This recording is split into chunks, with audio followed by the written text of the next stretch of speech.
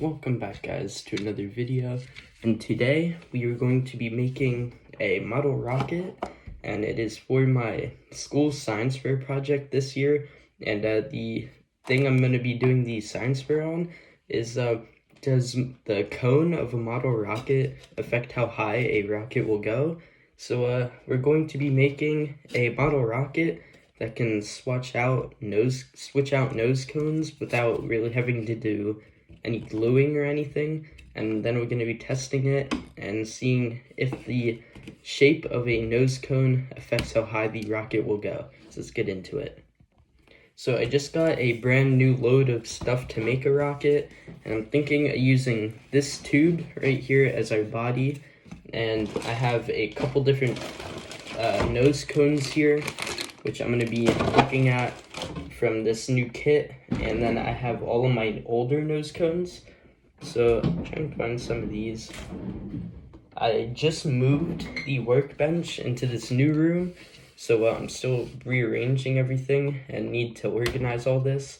So I haven't done that yet, but so everything's kind of misplaced. But we also just got a brand new launch pad. I'll show you guys.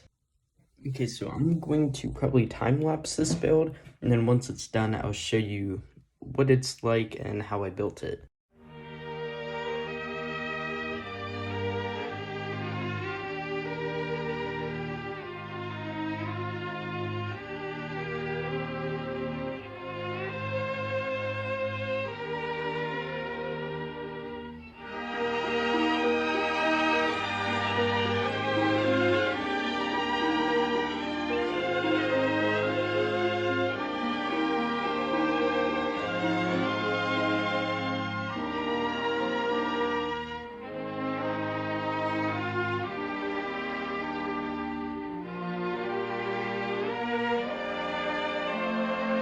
Today we're at the park. We have our little tool here, and we're going to calculate how high this thing is. My mom said that's launch pad. Alright, we're going to launch. Ready? Yeah. We're going to hope this thing works.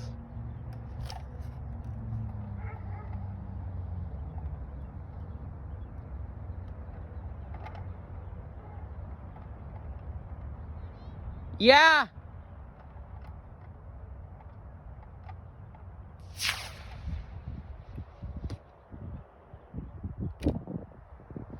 Alright, there it is.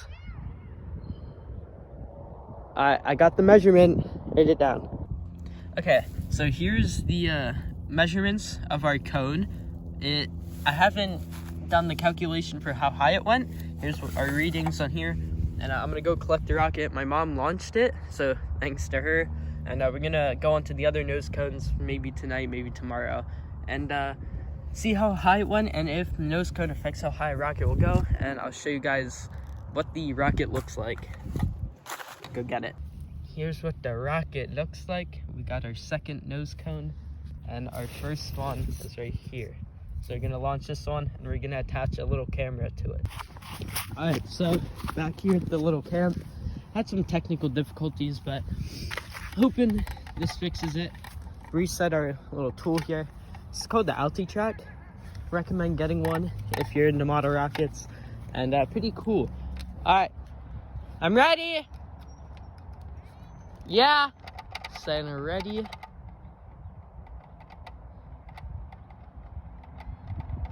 Go.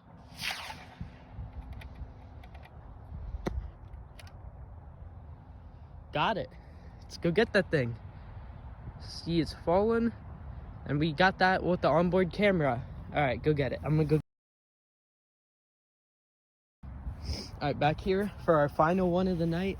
It is a rounded nose cone that's red, about that big, and about to launch this thing for the final one. And so far, the pointy nose cone, my handwriting's pretty bad, but I'm just trying to get this down quickly. The pointy nose cone is a lot better than the flat nose cone. But we have the camera on this one, like the other ones, and let's do this thing. All right, I'm ready. Ready. All right.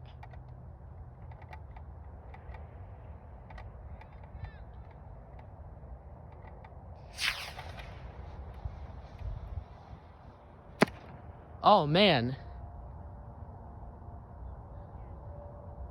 That one like blew up. All right, let's get this info. So we look here, we have 20 degrees.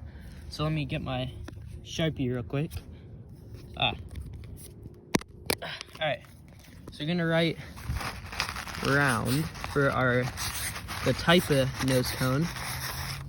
And we have about, so I'm gonna say about 20 and 2/4 degrees. Now we're gonna come down here, meters or feet from Launchpad, same for all of them, 250 feet. And then we're gonna see meters of how high, and about 68 feet, 8, and then M. So let's just do a little quick comparison. I still have to do the calculation to figure out how, like, the altitude. So this isn't exactly how high it is, just the numbers you have to use to figure out the height. And I'll show you guys the rocket and the footage of the onboard camera and all that after. But so far, it looks like this one did the best. But 60 meters, I mean, that's kinda bad. But I'm gonna take this down and get the rocket and all that. Alright guys, so we just finished with the launching, and I have the rocket here, and I'm gonna show you guys some cool things I found. But first of all, these big trees in the middle of the park, my mom and I noticed something. There's actual rocket nose cones and parachutes in the tree, which I don't actually know if these are mine, but I'll show you guys. So put this stuff down here, and if we take a look here, try and zoom in, there is a parachute connected to a red nose cone, and the parachute is a yellow parachute. And then there's one all the way at the top up there that's a white nose cone with a yellow parachute, and they both have the little wire that connects to the nose cone. So I don't know, I don't think they're mine, because I don't remember using that type of parachute or that color of a nose cone.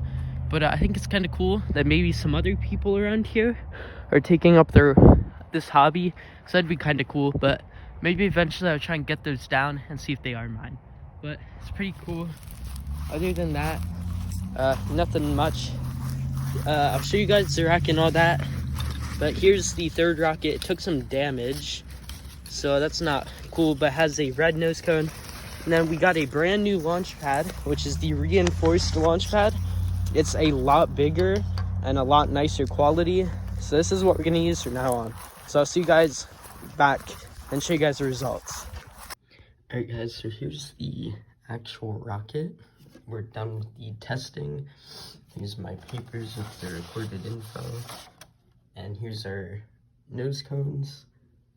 We only have slight damage from our fin, which I'll fix for the actual project.